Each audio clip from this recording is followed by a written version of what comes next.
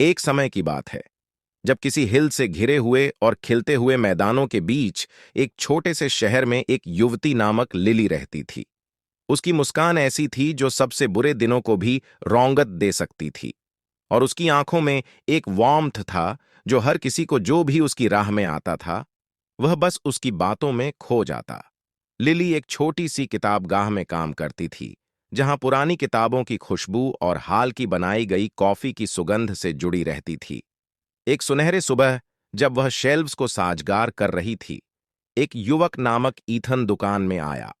उसे साहित्य की दुनिया में खोने का शौक था और वह अक्सर किताबों की पृष्ठों में खोया रहता था। ईथन की आंखें लिली की आंखों से मिलीं और उस पल में समय को ठहरा हुआ महसूस हुआ। ब्रह्मांड ने उन्हें एक साथ लाने के लिए साजिश रची थी। उनका कनेक्शन अनिवार्य था। वे शर्मीली मुस्कानों को आपस में बदलते हैं और ईथन ने बातचीत शुरू करने के लिए साहस जुटाया। ये नहीं जानते थे कि यह मुलाकात एक सुंदर प्रेम कहानी की शुरुआत का पहला पृष्ठ होगा। दिनों से हफ्तों बन गए। लिली और ईथन ने अधिक समय एक साथ बिताया।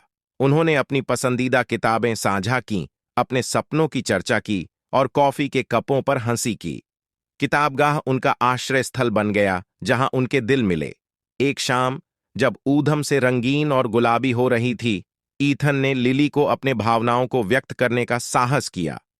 उसने इस स्थिति में लिली को अपने प्रेम की गहरी भावनाएं बताईं और उसने उसके भविष्य की योजनाएं साझा कीं। लिली, उसके ईमानदारी से प्रभावित होकर, स्वीकार किया कि उसने भी उसके प्रति प्रेम किया था। उनकी प्रेम कहानी एक उपनिषद की तरह खुलती गई।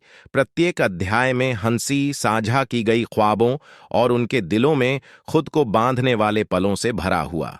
वे अपने जीवन के मोद्दों का साम। वह जब एक दूसरे से मिलते थे तो वह दोनों बहुत खुश होते थे। इसी तरह उनका प्यार प्रवण चढ़ता रहा। एक दिन की बात है कि लड़की किसी काम से शहर जा रही थी। रास्ते में उसकी दुर्घटना से मौत हो गई। जब यह बात लड़के को पता चली तो उसने अपने प्राण त्याग दिए।